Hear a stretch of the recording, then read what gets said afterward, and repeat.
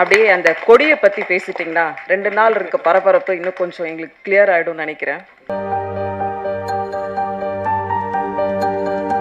பேசும் வார்த்தைகளில் உலகை நெய்தவர். எடுத்த படங்களை விட நடிக்கும் படங்கள் நிறைய. மகத்தான பிறப்பை மாணிக்கமாக பேசுவதும் பண்பென்ற மொழியோடு பாசம் சேர்ப்பவரும் தன்னிலை மாறா தனுஷ் ரசிகர் மன்ற தலைவர் சுப்பிரமணிய சிவா அவர்களை பேச அழைக்கிறோம். அப்படியே அந்த கொடியை பற்றி பேசிட்டிங்கன்னா 2 நாள் இருக்க பரபரப்பு இன்னும் கொஞ்சம் எங்களுக்கு கிளியர் ஆகிடும்னு நினைக்கிறேன்.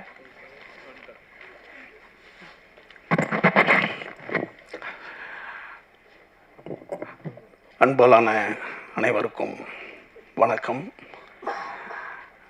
இமான் சார் ஒரு சுந்தர் பிச்சை மிகப்பெரிய ஒரு இதில் பேசுவார்ல, ஒரு மிகப்பெரிய மோட்டிவேஷன் ஸ்பீச் கொடுப்பார்ல, ஒரு சத்தியம் நாதல்லா பேசுவாங்கள்ல ஒரு தொழிலதிபர்களுடைய மாநாட்டில், அவ்வளோ தெளிவாக அழகாக சார் பயங்கரமாக நல்லா பேசுகிறீங்க சார். ஏன்னா இந்த மாதிரியான வார்த்தைகள் அப்படியே போய் காதில் தேனாக பாயிற மாதிரி பேசுகிறீங்க சார், அருமை சார். அடுத்தது இன்னொரு விஷயம், எவ்வளோ ஆடியோ ரிலீஸில் பாடல்கள் வெளியீட்டில் இசையமைப்பாளர் வருவார், ஆனால் எந்த இசையமைப்பு வெளியீட்டுலேயும் சார் நாங்கள் பாடகர்களை பார்த்ததே இல்லை சார். சார் பயங்கரமான வேலை பார்த்துட்டீங்க சார். ஏன்னா உண்மையிலுமே அவங்களும் ரொம்ப முக்கியமானவங்க தானே, ரொம்ப பெரிய வேலை சார் இது. இந்த பிரசாத் இது புதுசாக பார்த்துருக்கேன், ரொம்ப அருமை சார், சூப்பர்.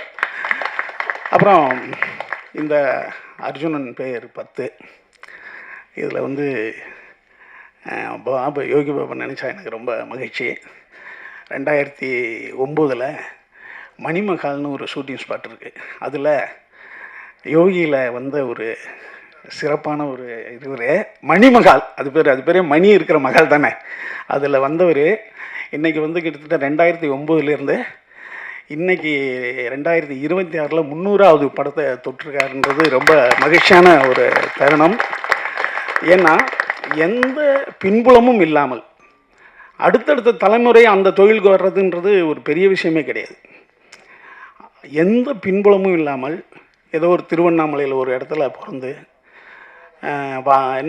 என்ன பந்தல் பாது வாழைப்பந்தல் ஏரியா, வாழைப்பந்தல் வட்டம், அதுக்கு பக்கத்தில் இருக்கிற ஒரு மேல் நகரம் மேலா அப்படின்ற ஒரு கிராமத்திலேருந்து தனி மனிதனாக போராடி இந்த ரஜினி இந்த விஜயகாந்த்லாம் சொல்கிற மாதிரி தான், சினிமாவுக்கான எந்த இதுவும் யாருக்கும் இவங்களுக்கெல்லாம் இல்லையாப்பா அப்படின்ற மாதிரி இருந்த ஒரு நிலையில் தனக்கென்ற ஒரு மிகப்பெரிய ஒரு மார்க்கெட்டை, என்னென்னா ஒரு மனிதனுடைய கையெழுத்து ஆட்டோகிராஃபாக மாறிடணும், அவன் வெற்றியாளன். ஒரு மனிதனுடைய ஃபோட்டோ வீட்டில் மாட்டப்படணும். இப்போ யோகி பாபுனா வாங்க எனக்கு செல்ஃபி எடுக்கணும் வீட்டில் மாட்டுறான்ல, ஒருத்தனுடைய பட்டம் வீட்டில் மாட்டப்படணும். ஏன்னா ஒருத்தனுடைய சொல் தெரியாத மனிதனும் கேட்கப்படணும். யார் அவர் பேசுகிறாரு நல்லா இருக்குப்பா அப்படின்னு நம்ம யாருன்னே தெரியாதவன் கேட்கணும். இப்படிலாம் போயிட்டா அவன் மாபெரும் ஆசீர்வதிக்கப்பட்டவன் வெற்றியாளன். அப்படி பாபு இந்த நிலையை அடைகிறதுக்கு அவருடைய இறைவனுடைய துணையும் இருந்திருக்கு நிச்சயமாக. ஏன்னா எனக்கு தெரிஞ்சு நம்பியார் சாமிகளுக்கு பிறகு சினிமாவில் மிகப்பெரிய ஒரு பக்தனாக நான் பார்க்குறது பாபா தான். அவர் கேரளாவின் போனால் ஒரு கோயில் மாதிரி வச்சுருப்பாரு சார். ஏன்னா கடவுள் இருக்கு இல்லைன்றது விடுங்க, ஆனால் நம்புனா அது இருக்கும். அப்படி நம்பி நான் இருக்கிறேன்றதால உனக்கு நல்லது பண்ணுறேன்டா அப்படின்னு அந்த கடவுள் நல்லது பண்ணுறதா தான் நான் நினைக்கிறேன். வாழ்த்துக்கள் பாபு, இன்னும் பல உயரங்களை நீங்கள் தொடணும். இன்னும் சொல்லப்போனால் பல 1000 படங்களை பண்ணி கின்னஸில் இடம்பெறணும். இன்னும் பல பேருக்கு நன்மை செய்து உங்களுடைய வாழ்க்கை தரம் எல்லாராலும் புகழப்படணும். வாழ்த்துக்கள் வாழ்த்துக்கள் வாழ்த்துக்கள். அடுத்து நம்ம ராஜ்மோகன், நம்ம லெனின்கிட்டையும் நம்ம சுசீந்திரன்கிட்டையும் வேலை செய்ய. ஏன்னா சுசீந்திரன் பாருங்கள் எவ்வளோ அழகாக சொல்லிட்டு போயிட்டார். ஏன்னா இவனை சேர்த்துக்கலன்னா நம்ம இன்னும் டார்ச்சர் ஆயிடுவோன்ற அளவுக்கு ஒரு உதவி வைக்கினர். அதோடு இல்லாமல் இவன் இந்த ராஜ்மோகன் வேறு இடத்துக்கு போன பிறகு அவனை கூப்பிட்டு, அதுதான் ஒரு ஒரு ஒரு கரிஷ்மான்றது. எங்கேயோ போனவனை இவங்ககிட்ட ஒரு விஷயம் இருக்குடான்னு கூப்பிட்டு யோகி பாபு நீ கதை பண்ணுடான்னு சொல்லி அதை ஒரு சிறந்த படமாக மாற்றினது இருக்குல்ல.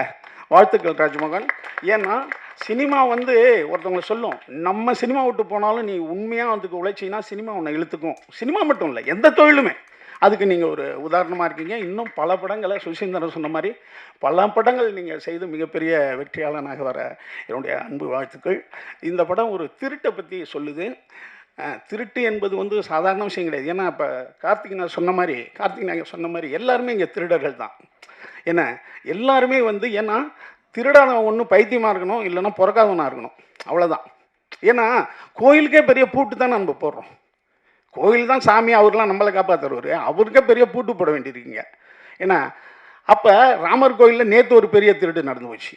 அப்போ எல்லாம் கோயிலே திருட ஆரம்பிச்சிட்டானு. அப்போ திருட்டு என்பது ஒரு இல்லாதவன் செஞ்சிருவான், இருக்கிறவனும் செய்கிறான். அது இல்லாதவன் தான் சார் திருடுறான்னு கிடையாது. திருட்டு என்பது இருக்கிறவனும் திருடுறான். அப்போ அது வந்து ஒரு பொதுவானது தான். அது ஏசை காட்டி கொடுத்துட்டாங்க. 30 காசுக்கு ஏசை காட்டி கொடுத்த யூதாஸ் அவன் வந்து ஃபீல் பண்ணிட்டான். அப்புறம் ஃபீல் பண்ணிவிட்டு அதே தேவாலயத்தில் போய் நான் தப்பு பண்ணிட்டேங்க, காசை திருப்பி கொடுத்துட்றேங்கன்றான். ஐயா போட, அவனுக்கு காவடிச்சாச்சு இன்னுமேடான பிறகு அவனும் தற்கொலை பண்ணிக்கிறான். அப்போ இங்கே வந்து கடவுளே காட்டி கொடுக்குற சமூகம் இங்கே உண்டு. ஏன்னா யாதாம் ஏவாள் தான் முதல் மனிதர்கள்ன்றான். முதல் கொலையை அவங்க குடும்பத்தில் நடக்குது. ஆதாவனுடைய முதல் பையனான காயின் அவனுடைய சகோதரனை கொல்றான், ஆபேலை கொல்றான். அதான் முதல் கொலை. அப்போ இது எல்லா இடத்துலையும் நடக்கிறது தான். அப்போ இதில் ஏதோ ஒரு மர்மமும் உண்மையும் இருக்குது. திருட்டு கொலை இதெல்லாம். அப்படியாக இந்த படம் வந்து ஒரு மோட்டார் திருட்டை பற்றி சொல்லுது. எல்லாம் நிறையா சொல்லிட்டாங்க. மோட்டார் என்பது 1886 பென்ஸ்ன்றவன் கண்டுபிடிக்கிறான், ஜெர்மனிக்காரன் கார்ல் பென்ஸ். அவன் தான் முதல் காரை கண்டுபிடிச்சவன். அந்த கார்லேருந்து தான் இன்றைக்கி நம்மளுடைய பயணங்கள் எல்லாமே பெருசாகிட்டு இருக்கு. முன்னெல்லாம் நாங்கள் கார் வாங்கும்போது என்னென்னா நோ ஹேண்ட் சிக்னல்னு ஒன்று பின்னால் எழுதியிருப்பானோ. அது ஏசி கார். அது ஏசி காருக்கு ஹேண்ட் சிக்னல் பண்ண மாட்டாங்க. காரை கேட்டாலே ஏசி காரா நான் ஏசியான தான் கேட்பாங்க. இப்போல்லாம் அப்படி கிடையாது. அந்த அளவுக்கு நம்ம வந்துடுச்சு. முன்னாடி உண்ண உணவு, உடுக்க உடை, இருக்க இடம் அப்படி இருந்தது மீறி இப்போ ஒரு ஃபோனும் காரும் ரொம்ப அவசியமாக இருக்குது இல்லையா? அப்போ கார் என்பது இன்றைக்கு நம்மளுக்கு தேவையானதாகிடுச்சு. சின்ன வீடாகிடுச்சு. அது ஒரு சின்ன வீடுனா நீங்கள் சின்ன வீடுன்னு நினச்சிக்காதீங்க, அதில் எல்லாத்தையும் வச்சுக்கலாம். அப்போ வந்து அந்த மாதிரியான ஒரு விஷயமா இருக்குது. அதை பற்றியான ஒரு சிறந்த படம். இந்த கதையை ரொம்ப சுவாரஸ்யமாக வந்து ராஜ்மோகன் பண்ணியிருக்காரு. அப்புறம் ப்ரொடியூசரை பற்றி சொன்னாங்க, சுசீந்திரன் சொன்னார். எப்போதுமே ஒரு முதல் படத்தை முடிவு பண்ணுறதுக்காங்கள ஒரு பாரதி ராஜாவாக இருக்கட்டும், ஒரு பாலச்சந்திரா இருக்கட்டும், மிகப்பெரிய ஆளுமைகள் எல்லாம் யாரோ ஒரு பணம் உள்ளவர் தான் அறிமுகப்படுத்த வேண்டியிருக்கு இல்லையா? பணம் இல்லாமல் நீங்கள் கதையை வச்சுட்டு என்ன பண்ணுறதுங்க? அப்போ அப்படி ஒரு சிறந்த இயக்குனரை அறிமுகப்படுத்திய தயாரிப்பாளர்களுக்கு எங்களுடைய அன்பான வாழ்த்துக்கள். அடுத்த இமான் சார் வந்து ரொம்ப அழகாக நம்ம ராஜமோகன் சொன்னார். மகேந்திரன் வந்து என் ஃபிலிம் பையனு போட்டுக்கவே மாட்டார். மகேந்திரன் சார், ஏன் சார் நீங்கள் ஃபிலிம் பையனு போட்டுக்கல? மகேந்திரன் அவர் சொன்னார், என்னுடைய படங்களை நான் வசனம் எழுதி பேச வைத்ததை விட இளையராஜா இசையால் பேச வைத்தார். இசையால் தான் என்னுடைய படங்கள் நிறையா பேசப்பட்டது. என்னுடைய மௌனமான ஷாட்டுகள் எல்லாம் இளையராஜா இசை பேசியது. அவர் இவ்வளோ பேசியிருக்காரு படத்தில். அப்புறம் என் ஃபிலிம் பை மகேந்திரன் நான் எப்படி போட்டுக்க முடியும்னார். ஒரு இசையினுடைய வலிமை அது. அப்படி ஒரு இசையமைப்பாளர் உங்களை இவ்வளோ அழகாக பாராட்டி இருக்கிறது என்பது, ஏன்னா அவர் தான் இசை இல்லாமல் படம் பார்க்குறார், நம்ம இசையோடு பார்க்குறோம். அதனால் சில போரான இடம் கூட அவர் இன்ட்ரெஸ்ட் பண்ணிடுவார். ஆனால் அவரே உங்கள் படத்தை மிகச்சிறந்த முறையில் பாராட்டியிருக்காருன்னா நிச்சயம் இது மிகச்சிறந்த படமாக இருக்குது, நல்ல படமாக இருக்குது. அதோட காளி வெங்கட் மாபெரும் கலைஞன். காளி வெங்கட்லாம் பாடி, சார் அடுத்த படத்தில் பாடு ஒன்று கொடுங்க சார், பாட சொல்லுங்கள் சார், பிரம்மாண்டமான பாடுங்க சார், அருமையான பாடுங்க. இப்போ அடுத்தது வந்து நம்ம லெனின் பாரதி முந்தானாலே எனக்கு ஒரு கதை அனுப்பிச்சார். இந்த படத்தில் பார்த்தேன், சிவானனா சூப்பராக நடிச்சிருக்காருன்னு ஒரு டைரக்டர் அனுப்பிச்சார் எனக்கு கதை சொல்லி. ரொம்ப நம்ம லெனின் பாரதி வாழ்த்துக்கள். அடுத்து நம்ம யாராவது விட்டுட்டேனாப்பா, நம்ம ஓம் பிரகாஷ். தம்பி ஓம் பிரகாஷ் கேமராமேனு அப்பப்போ என்கிட்ட கேட்டுக்கிட்டு இருக்காரு, அப்போ அவன் யாருப்பா ஓம் பிரகாஷ்ன்னு? அதுக்கு முன்னாடி ஏபின்னு ஏதோ ஒன்று சேர்த்து விட்டுக்க. அடுத்தது மேடம் நம்ம அருள்தாஸ் அண்ணன், மதன், எல்லாமே மாபெரும் கலைஞர்கள். அடுத்தது பாருங்க கேமராமேன் பிரதீப். தம்பி தானு சார் மட்டும் ஒன்று பார்த்தாருனா சார், பார்த்தா ஐயா, அதாவது பார்த்தா ஒரு உளி மாதிரி இருக்காயா, உடம்பெல்லாம் மூளை அவனுக்குன்னுவார். அப்படி சின்ன பிள்ளையாக இருந்தாலும் அறிவான பையன். எனக்கு வந்து ரைட்டரில் நான் நடிக்கும்போது எனக்கு கேமரா பண்ணாப்புல. அதே போல் இன்றைக்கும் அதே ஆர்வத்தோட ராஜமோகனுக்கு மிகப்பெரிய ஒரு உறுதுணையாக இருந்து இந்த நல்ல படத்தில் ஒர்க் பண்ணியிருக்காரு. மற்ற எல்லா கலைஞர்களுக்கும் என்னுடைய அன்பான வாழ்த்துக்கள். நன்றி.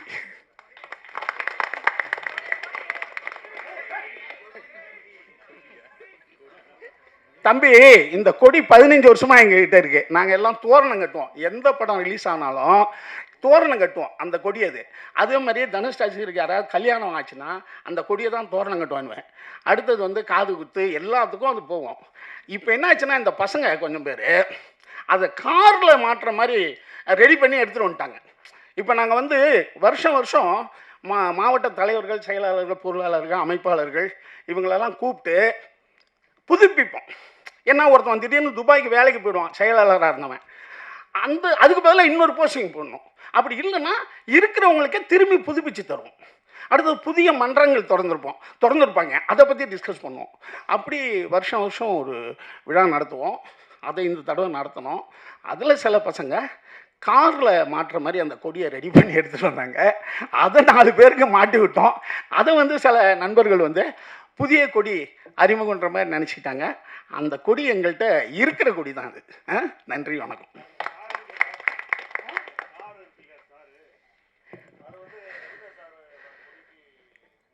என்னென்ன உள்ள புரியல. ஆமாம், இல்லை அதான். ஆனால் சூரியனே ஒரு ஸ்டார் தான்.